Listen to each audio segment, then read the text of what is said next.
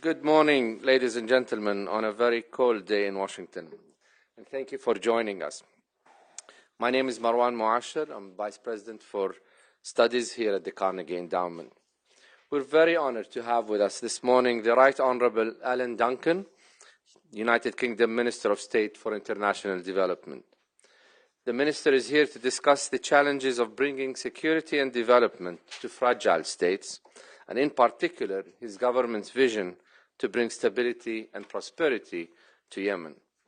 But before I begin, let me just say a few brief words about the Minister and the extraordinarily fine work that he and DFID are doing today.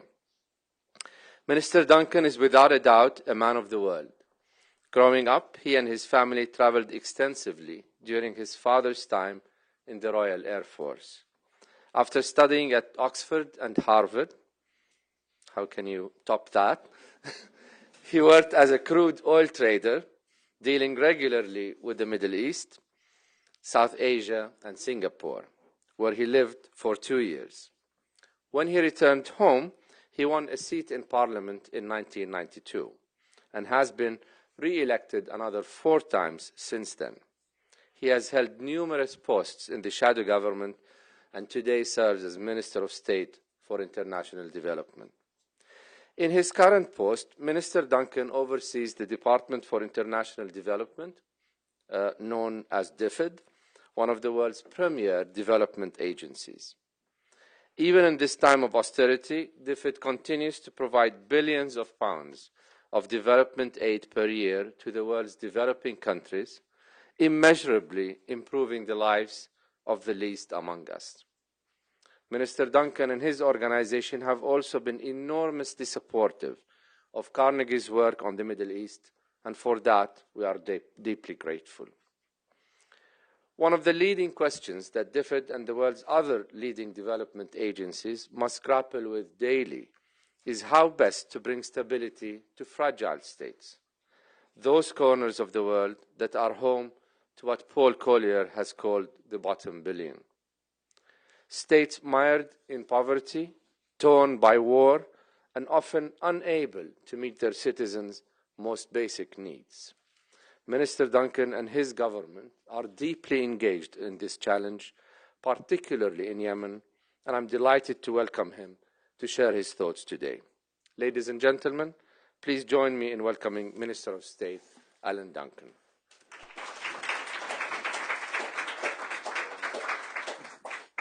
Well, Marwan, thank you very much for that warm introduction.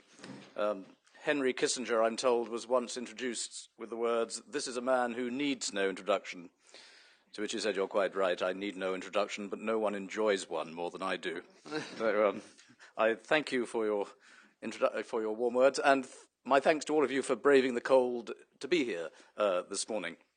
And can I begin by saying what a genuine pleasure it is to speak here at the Carnegie Endowment. It's a body that has done so much to push the boundaries of contemporary thinking on international foreign policy.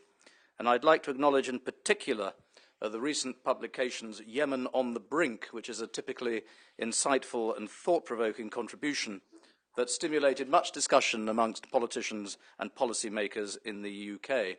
In fact, I'm delighted to say that DFID helped fund the research, so it does prove that as a department we are successful in getting value for money. The value of your work is immeasurable. The more we share ideas on the big defining challenges of our time, be they Yemen or Somalia or Afghanistan or Pakistan, the greater our chances of finding workable solutions. So in that same spirit of collaboration, I want today to offer my own contribution to that debate by arguing strongly that any meaningful and lasting response to conflict abroad must have development outcomes at its very heart. In pursuing that argument, I want to examine the basic principles underpinning the link between development and conflict. I want to explore how conflict threatens a country's ability to pull itself out of poverty. I want to explain how instability can threaten our national security, and I want to take Yemen as a specific example. I want to set out very clearly the United Kingdom's position on Yemen.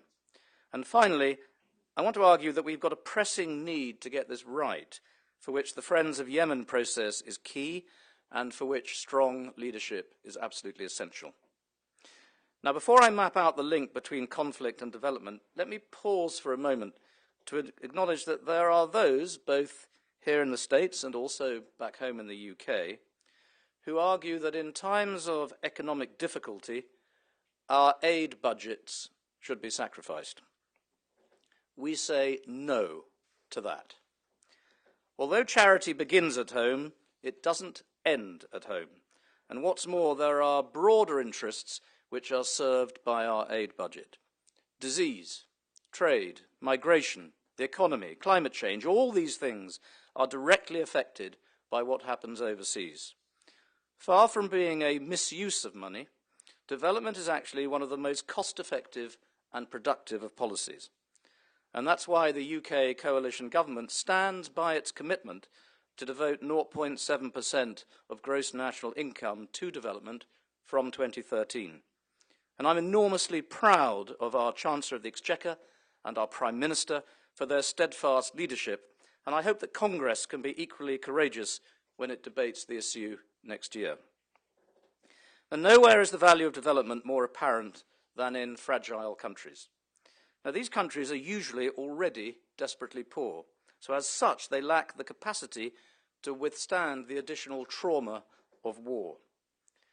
The UK government has reassessed the way we approach fragility and conflict overseas, establishing a new National Security Council which brings together as one the Foreign Office, the Ministry of Defence, DFID, and all aspects of domestic security. So in future, we will look at security in the round, not in compartmentalised boxes that treat development, diplomacy and defence as standalone efforts. We believe that by taking a more integrated approach, we can actually better prevent conflicts from starting and reduce the risk of them escalating. Now, that's why we've doubled our aid for fragile countries. Our support has already helped to get more than 5 million children into school in Afghanistan and to make better healthcare available to 85% of the population there.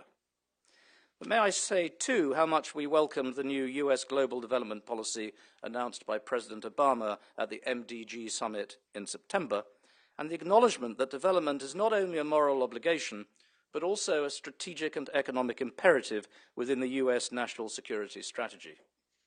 Now, like most of you here today, we also look forward to the launch of Secretary Clinton's Diplomacy and Development Review. With its emphasis on the contribution made by civilian power and an increased focus on peace building and conflict prevention, we expect to see much that echoes our own thinking. Now, as I said earlier, development is an important part of the solution, but it's only one part. If we want to be successful in tackling conflict and tackling vulnerability and grievances, development must sit within a broader approach. By working together across government, we can enrich the effect of our efforts. But let me be absolutely clear on one thing. This is not a case of diverting development funding to meet others' objectives.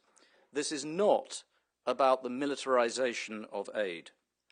Our aid will stick to development principles and to the OECD Development Assistance Committee definition of what constitutes aid. Now, just as there's a strong global interest in supporting fragile states, so too is there a compelling moral argument. No fragile state has yet achieved a single Millennium Development Goal. 22 of the 34 countries furthest from reaching those goals are in the midst of or emerging from conflict. Fragile states account for a third of those living in extreme poverty, for half of all children who are not in primary school, and for half of the children who die before reaching their 5th birthday. Paul Collier, the renowned professor of economics at Oxford, hit the nail on the head when he described war as development in reverse. The real dilemma is this: the only sustainable route out of poverty is through long-term economic growth. Yet fragile states, by their very nature, find it hard to grow. Instead, they become drawn into a cycle of grievance and conflict. A typical post-conflict country with no economic growth, for example, faces a massive risk of returning to conflict within the 10 years following. In short, people living in conflict-affected countries bear a triple burden. They're poor, they live in fear of their lives, and the solution of long-term economic growth is beyond their reach. Now, I've talked so far about the various imperatives for addressing conflict, but I've said little about the issue that has most resonance with ordinary people in the Western world, security. So let me move from the general to the specific, using Yemen, a country which is very close to my heart, as a topical example. We have in Yemen a perfect illustration of the complexity of today's conflicts. We see individual and community grievances interacting with powerful regional and global factors. And as a result, tribal clashes become increasingly more difficult to manage. From a development perspective, Yemen's account is in the red. It has not and will not meet any of the MDGs. It has the worst figures of any country for the position of women in society. Its population growth is one of the highest. Food security and malnutrition are on the rise. And its macroeconomy has been failing, hitting a budget deficit of over $2 billion at the end of last year. And there's also the humanitarian problem of Yemen's 300,000 internally displaced people. Now, against this backdrop, violent extremism is flourishing, threatening both the world's security and even its energy supplies. But terrorism also represents a threat to the government of Yemen and to its people and to the development agencies and diplomats who are trying so hard to support the country. Clearly, then, the Yemeni authorities need and deserve our support in their efforts to tackle this challenge. But we must not base our reaction solely on the terrorist threat. Rather, our approach must be as deeply rooted in development as it is in defence and diplomacy. And it's this basic philosophy that underpins the United Kingdom's position on Yemen, a philosophy that sees that it's better to take action today rather than run the risk of state failure tomorrow. In Yemen, the UK has been historically involved, but we are now living in a non-imperial world. The UK has long since relinquished any wish to be some sort of bossy colonial force. All we wish to do is use our influence and aid to assist the security of the world and to improve matters for Yemen and all Yemenis. Now, today, the UK's position on Yemen amply demonstrates that we have not only learnt the lessons of history, but that we're prepared to invest time, effort, and money in making development a powerful force for good. Strong political will on the part of the government of Yemen is essential, and the Friends of Yemen process, which I want to come to in a second, is also key. We have to make sure that the process reinforces the triple agenda of development, defence, and security, and that it does so in an integrated way. And that's why we're spending some of our resources in helping Yemen to build the capacity of its government and to strengthen its accountability. For example, we're working with the government, civil society, and the tribal systems to encourage approaches which find local responses that are appropriate to local needs. And done well, this can mean that the same government can deliver tangible improvements in the provision of basic services for the poor, helping to address the concerns and grievances that, left unchecked, can fuel radicalisation. Take, for example, our work on security. DFID's support to policing and justice systems not only counters external threats, but it makes life safer for ordinary Yemenis. On the one hand, it brings improvements in community policing, and on the other, it makes it easier for the police to gather intelligence on the ground. This impact is magnified thanks to the support which the Ministry of Defence gives to the Yemeni Coast Guard and which the Foreign and Commonwealth Office provides on the wider political and human rights dialogue. In parallel with this, we'll continue with what you might think of as the more traditional development interventions, building schools and clinics and all the other things that Yemen's Social Fund for Development does so well. Since 2005, UK aid has helped to build nearly 150 schools and almost 2,000 classrooms. Thanks to the Social Fund, some 7 million or so people across Yemen's 333 districts have better local services. Within the next few years, it will have provided 10 million days of employment for Yemen's poorest people.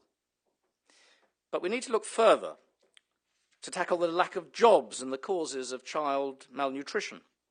We need to support a process of national dialogue that will lead to inclusive and fair elections next year.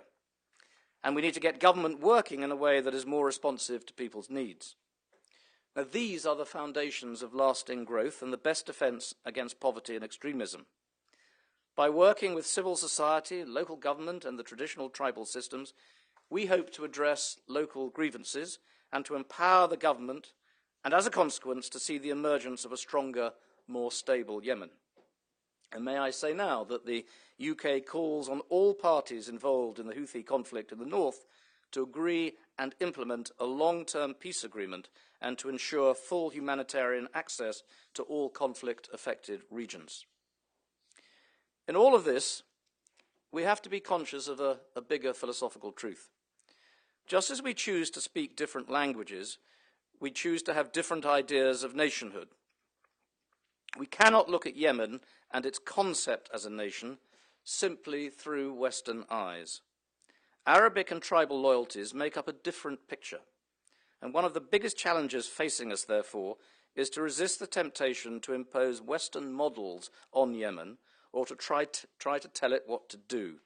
Instead, we must give its government and its people the freedom to shape their own future. Now, the Friends of Yemen process recognises that truth and provides us with huge opportunities to support Yemen in its quest for peace and stability. And this brings me to the final point that I want to make today, that it is vital that the Friends of Yemen pull together and show commitment at this critical time. Too often in the past, our efforts have been fragmented. In truth, international support has sometimes been more of a hindrance to Yemen than a help. The Friends process finally offers us a way of coordinating our responses, but it won't happen on its own.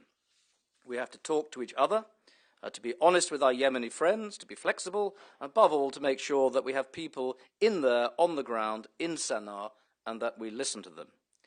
If we let this golden opportunity slip through our fingers, we and Yemen will pay the price for years to come. So as we plan for the next Friends meeting in Riyadh, which we hope will be at the end of February, we must not forget that there is still a lot to be done in the intervening months.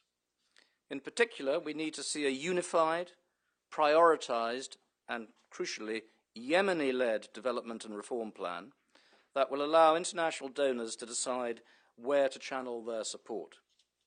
And we support the United States government in championing the launch of a multi-donor trust fund to support Yemen's development priorities.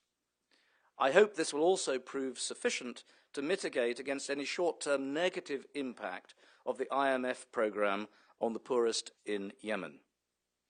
Backed by the strong leadership displayed by President Saleh and by the government, these measures will help Yemen to adjust to the change of the next few years.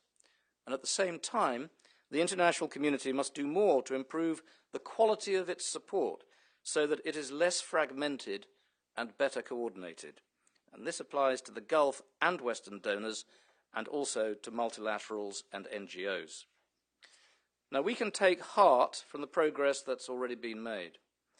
Within Yemen itself, we've seen the implementation of the IMF programme, we've seen an agreement to a ceasefire with Houthi rebels in the north, and we've seen the launching of the vital process of national dialogue. The Friends of Yemen meeting in New York in September was widely regarded as another successful step in the right direction. But this progress must be maintained.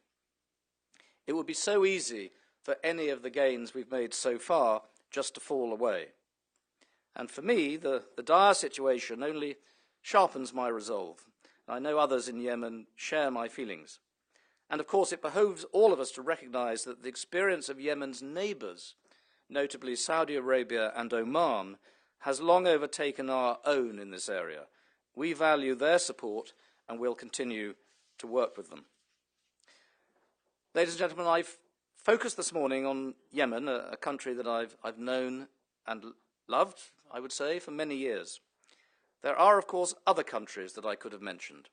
Afghanistan, Pakistan, Somalia, to name but three. I would not suggest that what works for Yemen will necessarily work elsewhere. There are certain conditions that tend to make conflict more likely, hence our focus on prevention.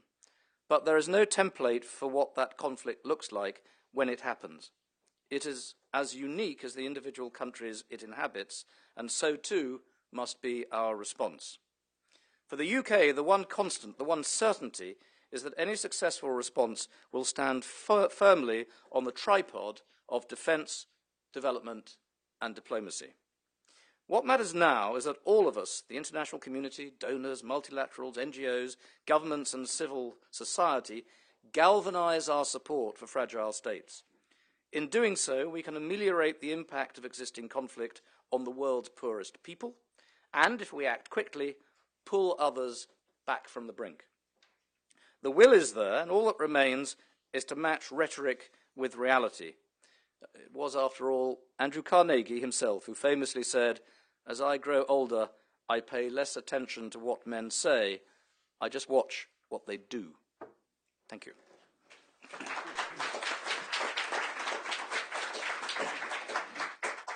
Thank you very much, Mr. Duncan, for this very clear speech, for your support and work in Yemen, and for what I must say is a refreshingly holistic approach to development in general. We have about half an hour for questions, and in the interest of time, what I would like to do is take maybe a few questions at a time and allow the minister to respond this way. So, the gentleman over there, please.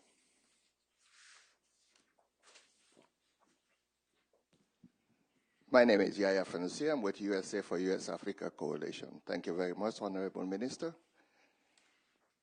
Your tangential treatment of leadership and legitimacy will undermine all effort to get the fragile states to become responsive to the people. You need to focus on free and fair elections across the board. No compromise. Thank you. Okay, please, sir.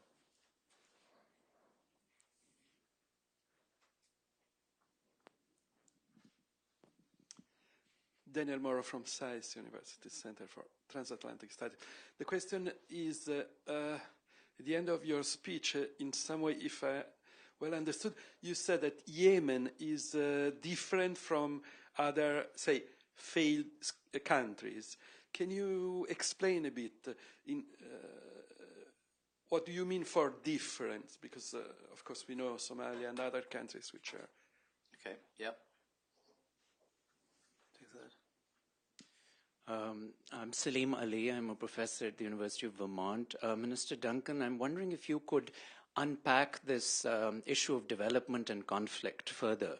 Because if you look at macro indicators of development, you'll find, in fact, that you could have development occurring and the potential for civil conflict within the country. And I think the intervening variable there is inequality, because you could have development and growing inequality. Now, traditionally, economists have thought that as you develop, eventually inequality will go down. But recent experience has shown that doesn't happen. So I'm wondering, what is DFID doing to deal with this conundrum of inequality as you develop? Okay. Well, thank you. There are three very searching questions. The first is principled and absolutist, if I can describe it as such, and I quite understand why it is. Of course, in any country, we'd like free and fair elections just like that. It isn't always easy. You cannot just march in, demand them, and hope that then everything will be perfect. The world is a more complicated place. But as an objective, along with human rights, which we champion too, the question that was put was, in principle, 100% right. Yemen is different. I'm not saying it alone is different from everything else and all the others are the same. My point is that every country is different, and that every country has to be understood individually, and programs and approaches in diplomacy, defence and development tailor-made to the needs of that particular country. So what I'm saying is that every country has to be treated as a special case, and that you can't just have uniform programs and approaches which can be just imposed or implanted on any country in the hope that one size fits all. The third question I'm less sympathetic to. It's a clever turn of phrase that, yes, you might have development and conflict, but just to say that inequality is the key or the main driver is something I find, so far, unconvincing, but I may have to come to the University of Vermont for a quick tutorial. It's nearly up there with Oxford, I can tell you. It's not just equality. I think you've got to look at things like access to justice, grievance, the rights of women, gender equality, the basic provision of services, be they medical, educational, and simply homing in on inequality is, I would suggest, unduly simplistic and not as forceful a driver as the questioner suggests.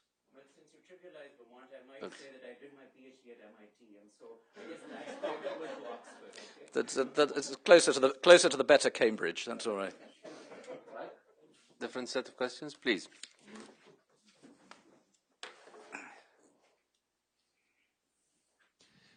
I'm Howard Wiarda from the Center for Strategic and International Studies, CSIS. Mr. Minister, I don't disagree with anything that you said in your presentation. It was very interesting and very well stated. Could you tell me a little bit about decision-making within the British agencies? That is, why Yemen, particularly when one could think of other fragile states that the British ought to focus on? And is there some division of labor, for example, between the French and the Brits and the Americans, with some responsible for Kenya and others for Somalia and maybe someone else for the Ivory Coast and you for Yemen? Tell us a little bit about the decision-making that goes into the British agencies' decisions as to which countries to focus on. Okay, Right. please. Ann Richard, International Rescue Committee. Mr. Minister, do you have Iraq within your portfolio? And if so, what do you make of its chances for recovery, and especially in light of the very large number of refugees and displaced people who are still unable to return home? Okay. One more? Yes. Hello, Minister Duncan. I'm Judd Kennedy from International Resource Group. And to piggyback off of a similar question that was asked, when I think about the situation in Yemen, I often would say that the degrading security environment and the low economic performance are actually results of poor governance rather than the causes of poor governance. And so I wanted to know if you would agree with that, and if so, what tangible role do you think that reform in the government of Yemen could take place, or national reconciliation throughout the country? What role does that really play? Yeah. Okay, three very good questions. Let me first just address the Iraq question. I mean, we were elected 6 months ago, and I, to be absolutely honest, have caught the tail end of our efforts in Iraq, and it has significant oil reserves. It is effectively a middle-income country. So our strict poverty-focused development activity is diminishing. So the real answer to your question is no. That's not our principal focus or mine at the moment. The two questions on Yemen, I think, marry up interestingly. Firstly, on what is the decision-making process in our agencies, as it was put. Look, our focus on Yemen hasn't emerged in quite that way. First of all, we have a significant historical link. We also have significant historical links with the Arabian Gulf more generally, and in particular with its two main neighbors, Yemen's two main neighbors, Saudi Arabia and Oman. So it's natural that we should take an interest. And of course, as we've seen over the last couple of years, really, there is a direct security threat to us originating from Yemen. And that doesn't half sharpen people's minds. And the question then is, strategically, how do we handle that threat? Do we approach it hand in hand with development or as a separate exercise? And my thesis this morning is that we have to have it all joined up, and that development, diplomacy, and security all have to be treated as one. each can help the other. So that is the reason for our focus on Yemen, and I think it's absolutely the right thing to do. From my own personal point of view, having privately and initially commercially been going there for 20 years, I'm now in a political job where I know the players. I've known the president for 15 years, and so that gives us a particular link where many other countries have just completely neglected Yemen. It's a country of which they know very little and have paid little attention. So I hope this puts the United Kingdom in a position to have significant influence over what happens there. And I would reiterate, it is influence, it's not instruction. We're not there to tell Yemen what to do. We are there as constructive friends, not as sort of colonial masters. And it's a very, very important point to make. The second question on Yemen was, is this all the result of poor governance? Well, to a large extent, yes. I mean, the country's been unified for 20 years. It had sort of communist activity in it in the many years before, ever since the Brits left Aden in 1967. It has not been easy to build a functioning nation. And there are questions about what is the nature of the nation state in southern Arabia. It's not difficult. It's not easy to make Yemen a really effective nation state. It's in its early days in many senses, with tribal underpinnings which don't convert naturally into the sort of nation state we take for granted in the West. And that is my point about having to understand the culture and the history of the country, and not just to judge it by our own standards and experience.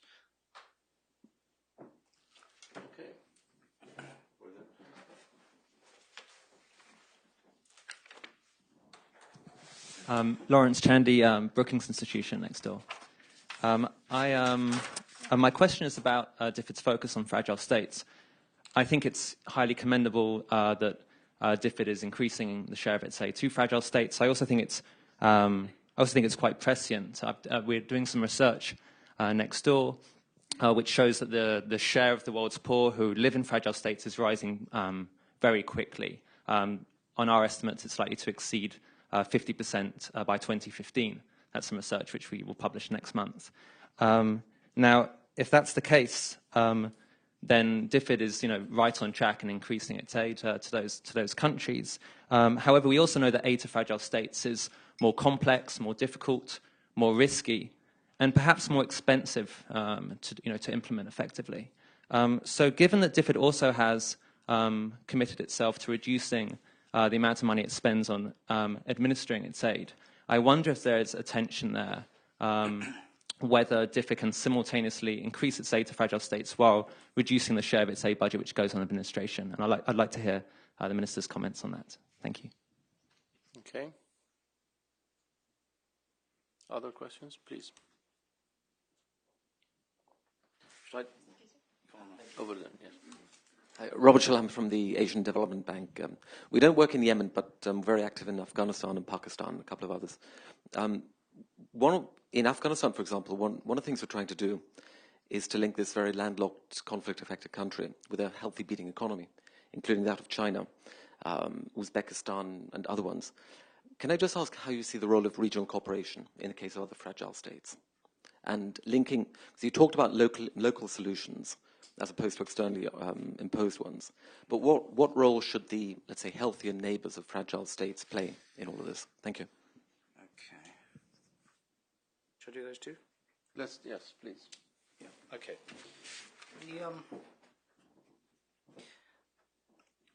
The first question, I mean, easy escape route for a politician to say that's the wrong question. But forgive me if I try and explain why. You talk about our focus on fragile states and then ask about administration costs. I think actually the key question, if I can suggest it, is results. It's what comes out of the other end of the money you're putting in, of which administration costs are, of course, a component.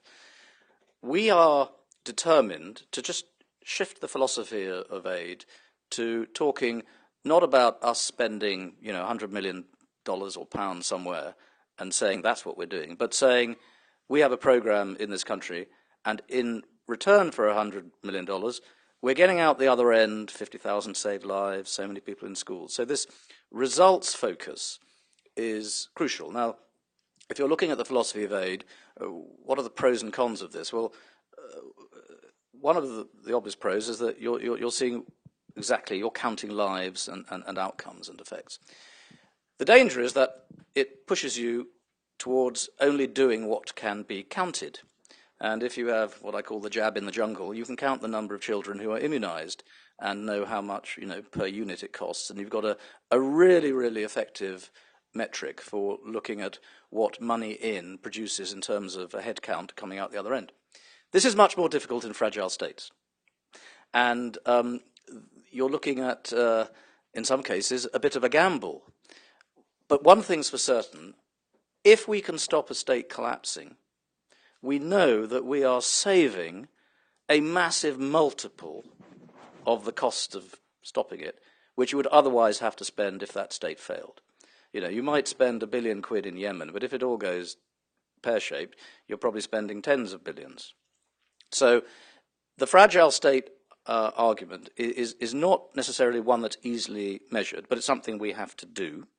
And we are committed to spending 30% of our official aid budget on fragile states because we think the risk-reward ratio is compelling. So it's not just about the admin costs. It's not just about counting things that come out the other end. We are having to, if you like, as with any financial investment, to have a balanced portfolio, and that is where we've set the balance. So you're going to see a lot of the easily countable, immunization, AIDS, TB, malaria, that kind of stuff, and you're going to see us on the other side of a balanced portfolio a lot which is less countable, but as if not more important, such as fragile states. So that I hope explains the philosophy of how we're choosing to apportion our budget. Regional cooperation, absolutely. You cannot just look at a country in an isolated way. I mean, all countries have neighbors. All countries are part of a global or a significant regional entity. And so in the case of Yemen, I mentioned the neighbors of Saudi Arabia and Oman. And of course, if you want a parallel, you just go across the water a bit and you're in Somalia. So yes, neighbors matter. And one of the issues of Yemen is whether we can entice some of its neighbors to move away from a direct, often unmeasured bilateral arrangement so that they become part of a more coordinated collective arrangement. And we think that in the case of Yemen that would be very good. It's why we welcome the State Department, or the Treasury actually in the case of the US, championing a multi-donor trust fund, because this will bring the coordination we want to see in a way that overcomes, I think, something that is part of the problem, which is donor fragmentation. We ourselves are part of the problem of Yemen. And if we who are donors get our act together, we can help Yemen, the recipients, get their act together. All right. Any more questions? Last one, over. Gentleman over there.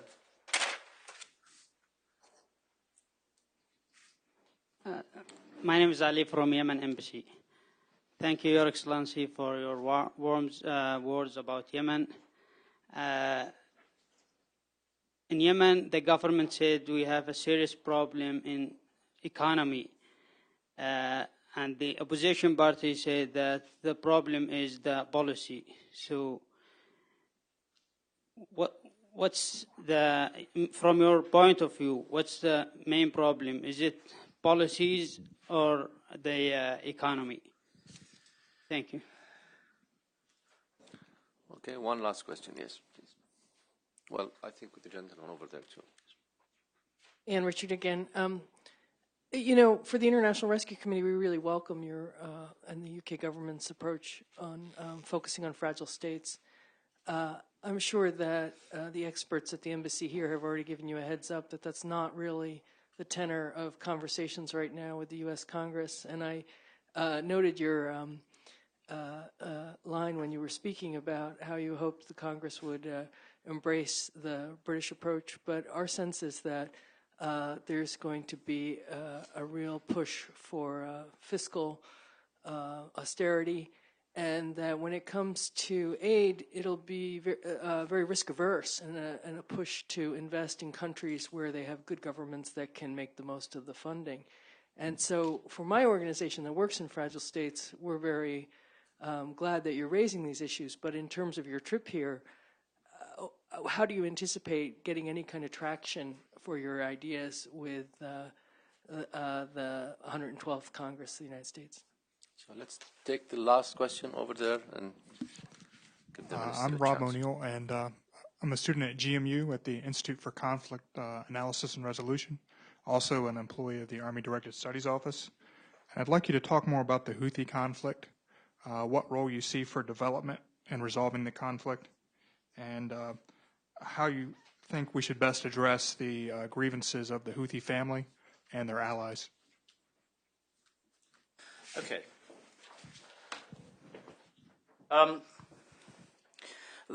There's a sort of tentative ceasefire at the moment with the Houthis. That's what we want to see maintained.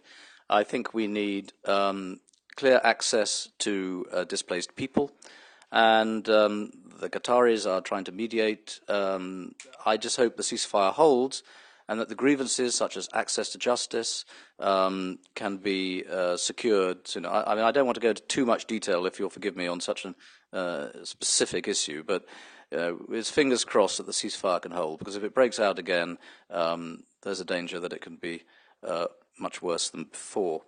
Let me, so from the Yemen embassy, is it the economy that's the problem, or the policy? Look, it's all these things are mixed together. We want to see the government addressing the problems of the economy, and I think some very important steps have been taken, which are the introduction of an IMF plan. Now, the IMF plan is designed to reduce what was a growing deficit, and that is a policy on the economy, and it's a good one, because if the deficit were to continue to grow and the currency were to crumble, food prices would go up, and you end up with increased poverty. So I think the introduction of the IMF program is a very good step. But it's going to need more than just the introduction of an IMF program. I mean, we, for instance, as donors, are going to have to help mitigate some of the consequences of that, because if fuel subsidies are reduced, then some prices are going to go up, and some of the poorest people are going to have to be helped with their fuel. So this is a very delicate path to rebalancing an economy in a way that is not going to disrupt the civilian population. So this is where we all have to work together and to look at it in the round. Aid, budgets, Congress. I think it's very important that we don't scoff at aid. Overseas aid, or international development, is very easy to mock. It's easy to mock by saying, oh, it all goes to corrupt dictators or finds its way in Swiss bank accounts, and it props up the bad, doesn't help the good. And there are people who have argued in the past that it's all about poor people in rich countries giving money to rich people in poor countries.